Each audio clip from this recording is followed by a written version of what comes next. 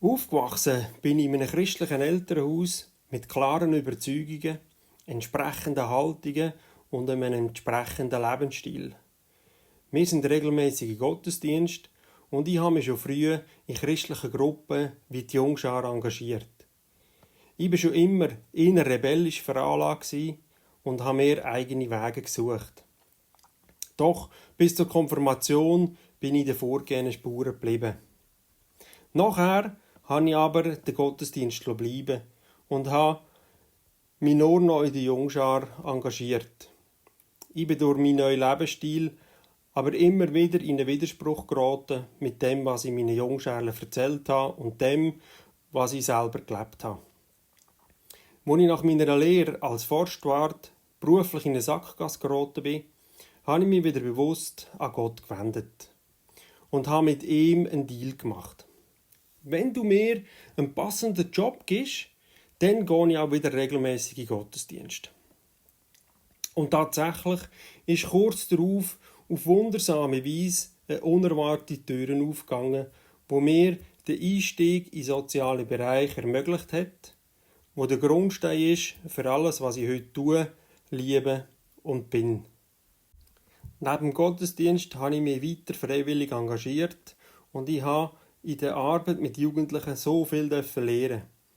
Wie wichtig Wertschätzung für Menschen ist, dass wir sie so nehmen, wie sie sind, dass wir, wie auch Gott, unverdient Vertrauen schenken dürfen, dass wir am anderen etwas zumuten und zutrauen, dass wir vertrauen, dass Menschen sich entwickeln können und den Weg letztlich finden, auch wenn der manchmal nicht geradlinig verläuft.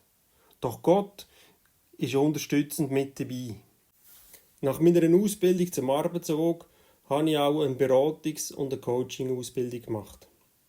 Heute arbeite ich als Jobcoach für Jugendliche mit psychischen Herausforderungen. Ich darf erleben, dass was ich bei meiner Arbeit anpacke und aufbaue, auch funktioniert.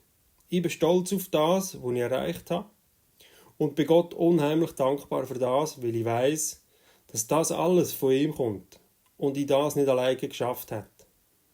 Dort, wo ich in meinem Arbeiten in Kirche und Beruf selber Vertrauen von anderen gebraucht habe, habe ich das häufig nicht bekommen. Ich habe gelernt, damit zu leben und es ist mir egal geworden, weil ich die Wertschätzung von Gott bekommen habe. Das lenkt mir.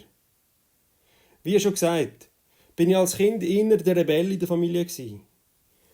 Mein älterer Bruder hat unter anderem die christlichen Hardrocker Petra gehört. Die Art von Musik hat mir sofort gefallen. Einmal hat er dann auch eine Gotthard-CD heimgebracht, was meinen Eltern nicht gefallen hat. Weil sie nicht christlich ist, hat er dann auch die böse Musik zerstören. Also die CD. Meiner rebellischen Ader folgend bin ich darauf in einen christlichen Buchladen gegangen, um eine CD zu suchen, die das toppt. Und auch ein bisschen provoziert. Natürlich bin ich bei den legendären Scrolls of the Megaloth von Mortification fündig geworden.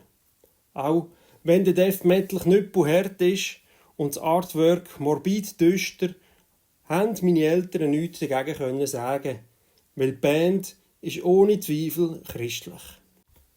Über meine jüngeren Brüder bin ich im 18. im Metal Church gekommen. Ich war begeistert von allem, was ich dort angetroffen habe und war schnell parat, meine Begabungen, meine Kompetenzen und meine Erfahrungen einzubringen. In der Metal Church habe ich erlebt, dass ich wirklich geschätzt werde. Nicht nur meine Arbeit, nein, auch ich als Person. Ich erlebe echtes Vertrauen und das ist sehr befreiend. Man will meine Meinung hören, gerade auch Kritik, weil das vertrauensvolle und kritische Wohlwollen schon im Kern in der Leitung gelebt wird, strahlt das aus und ich erlebe die Metal Church als grossartiges Miteinander, als Netz, das trägt, auch in Krisen.